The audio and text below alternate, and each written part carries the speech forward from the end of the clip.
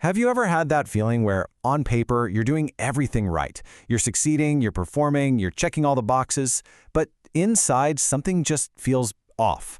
Kind of like you're moving through your own life on autopilot? Well, if that sounds even a little bit familiar, you are definitely not alone. So many people feel this way, and in this explainer, we're going to break down the psychology behind what it really means to be functioning but not truly living. You know, it usually starts with a quiet little thought. Something that just pops into your head. It's this powerful contradiction, right? Your body is here, it's going through all the motions, but the actual experience of being alive, well, that feels distant or muted or maybe just missing altogether. So just take a second here and really think about it. Does that feeling resonate with you? Because if it does, you're in the right place. This isn't about some huge dramatic crisis. It's about a quiet, creeping sense of disconnection that is just incredibly common. Okay, so let's get a clear definition on the table. What does it actually mean to be functioning but not living? Because it's way more than just having a bad day. It's a whole, sustained state of being. And this is the core conflict, the real paradox of it all. On the outside, to everyone else, you look great. You seem capable, you're achieving things, you look successful. But on the inside, the experience is the complete opposite. It just feels hollow, emotionally flat. Deeply disconnected. You're handling all your responsibilities, but you're not actually feeling any of the rewards. So when you boil it all down, here's what's happening. You've become incredibly good at surviving. Your life is optimized for efficiency, for just getting things done. But somewhere in that process, the full, messy, sometimes joyful experience of actually living has been pushed way to the side.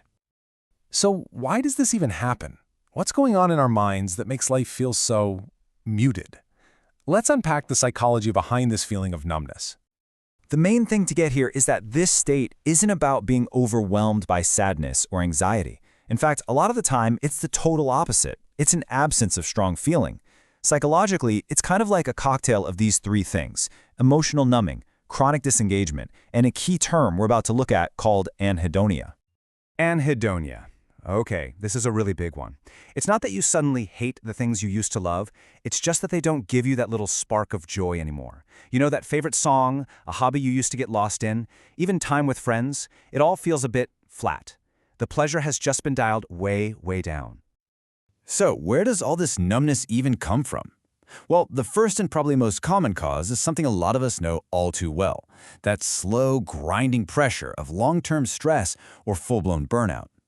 Think about your brain's survival instinct here. When you are under constant pressure day in and day out, your brain basically has to triage.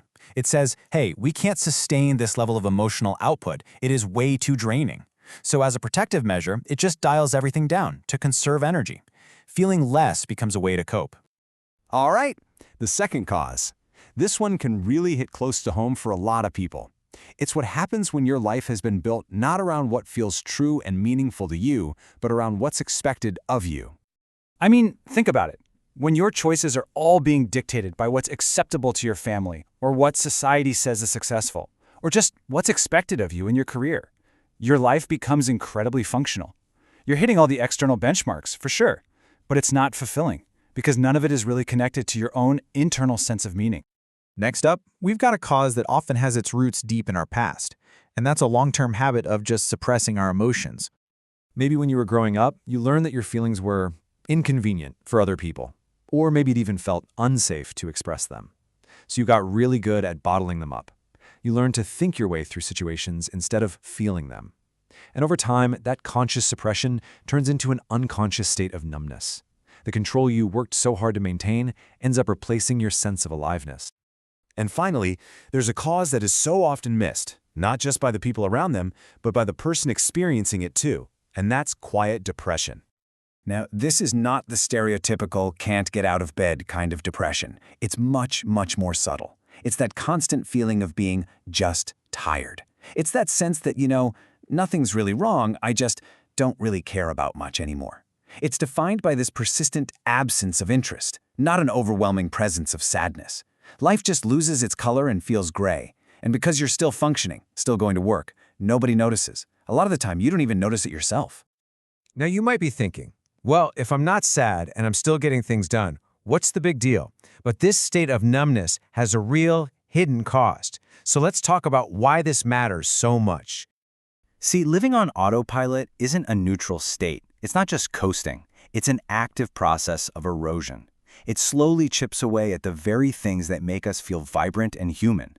Our creativity, our natural curiosity about the world, our capacity for genuine joy, and eventually our very sense of who we are. And here is the most dangerous part. Because there's no big dramatic crisis, no hitting rock bottom, it's just so easy to keep going. This state can last for months or even years, and it slowly becomes your new normal, without you ever really realizing how much you've lost along the way. Okay, I know that was the heavy part, but the good news is there is a way back, and it is not about forcing yourself to suddenly feel happy. It's a much, much gentler process. So let's look at the path back to reconnection. The first and most important thing is to just take all the pressure off. This is not about some dramatic life overhaul or shaming yourself for feeling numb. The goal is simply reconnection, gently and gradually reestablishing that link between you and your own life. So this path forward is really made of small, gentle steps. First, just try to reintroduce simple pleasures without any goal attached. Listen to a song, feel the sun on your skin for a minute. Second, when a little discomfort comes up, try to just sit with it for a moment instead of immediately numbing it out. Third, begin to ask yourself that really powerful question, what actually matters to me? And finally, break the silence. Talk honestly with someone you really trust. If you take one single thing away from this entire explainer, please let it be this. Feeling this way does not mean you're broken. It means you have become incredibly good at adapting to a world that often values performance over presence.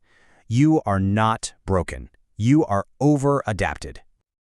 And I'll leave you with this one final thought. You chose to engage with this topic today. You made it all the way to the end. What if that's not just a coincidence? What if that's the proof that underneath all the numbness and the autopilot, there is a part of you that still deeply, truly wants to feel alive?